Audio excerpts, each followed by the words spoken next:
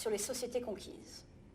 L'arrivée de l'armée romaine pouvait avoir un impact brutal sur les sociétés conquises. Par exemple, Carthage fut complètement détruite. Les habitants furent soit tués, soit vendus en esclavage. Néanmoins, les autorités romaines pouvaient être généreuses envers les anciens ennemis. Certains pouvaient recevoir la citoyenneté romaine, d'autres étaient traités comme des alliés et pouvaient garder leur pouvoir local.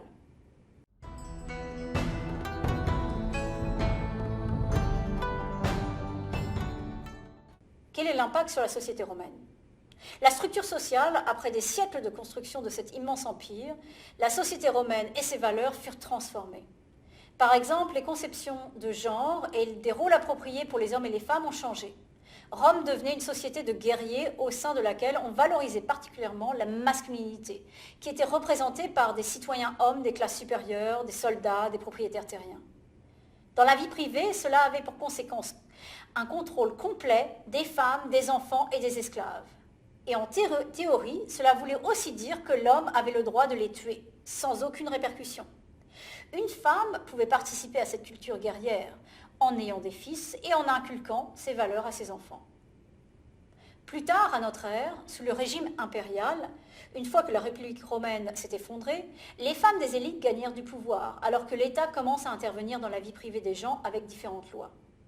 Les hommes ne peuvent plus tuer leur famille à leur bon vouloir. En fait, il semblerait que les femmes de l'élite aient eu beaucoup de liberté pendant la période de l'Empire. Mais beaucoup de femmes n'avaient aucun droit, particulièrement les esclaves. L'esclavage est un élément qui définissait la société romaine. Au début de notre ère, la péninsule italienne avait entre 2 et 3 millions d'esclaves, soit 33 à 40% de la population de la péninsule romaine. Il a fallu attendre l'esclavage moderne dans les Amériques pour voir un phénomène d'esclavage aussi large. Les riches romains pouvaient posséder plusieurs centaines ou même plusieurs milliers d'esclaves. Au 5e siècle, une femme romaine a libéré tous ses esclaves lorsqu'elle est entrée dans un monastère chrétien. Elle en avait 8000. Même les familles modestes pouvaient avoir 2 ou 3 esclaves. Même les anciens esclaves pouvaient avoir des esclaves. La majorité d'entre eux étaient des prisonniers de guerre. Par exemple, à la suite de la destruction de Carthage en Afrique du Nord, environ 55 000 prisonniers sont mis en esclavage. Ils sont amenés en Italie. Les pirates amenaient aussi des esclaves qu'ils capturaient et les vendaient ensuite aux Romains. Les esclaves provenaient aussi du nord et de l'est de l'Europe, ainsi que de l'est de l'Afrique. À cette époque, l'esclavage n'était pas lié à une race. Les gens de toute origine pouvaient devenir esclaves. Il y avait aussi une reproduction naturelle parmi les esclaves déjà présents en Italie. Les enfants abandonnés pouvaient aussi devenir des esclaves d'ailleurs. L'esclavage était une partie intrinsèque de l'économie romaine. Les esclaves pouvaient travailler dans tous les domaines sauf l'armée. Ils travaillaient à côté de gens libres, sans distinction de tâches. Dans les grands domaines terriens, ils travaillaient dans les champs, en ville.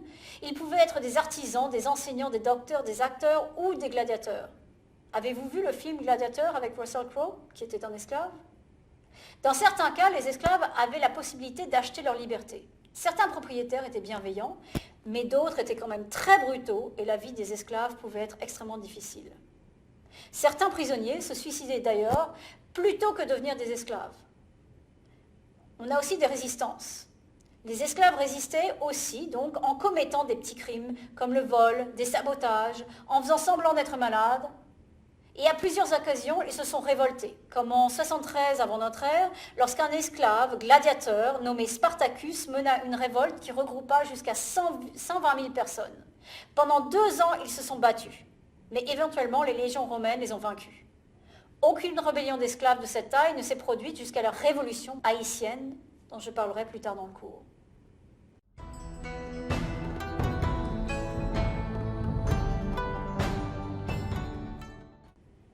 Le gouvernement. L'acquisition de cet empire a aussi entraîné des changements pour le fonctionnement du gouvernement. La République ne survécut pas.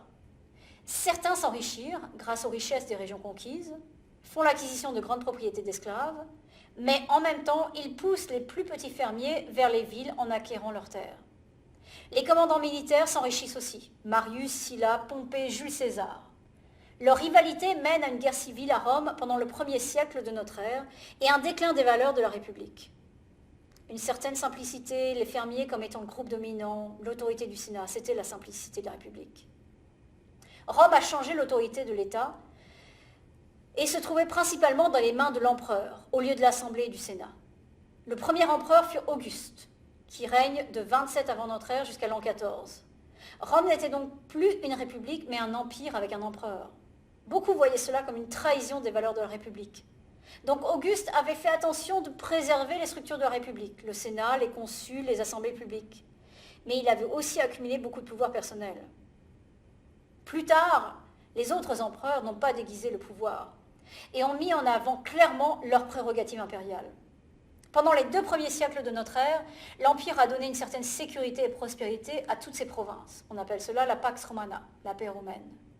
Mais l'Empire romain devra affronter les invasions barbares venant du nord et tombera en 476.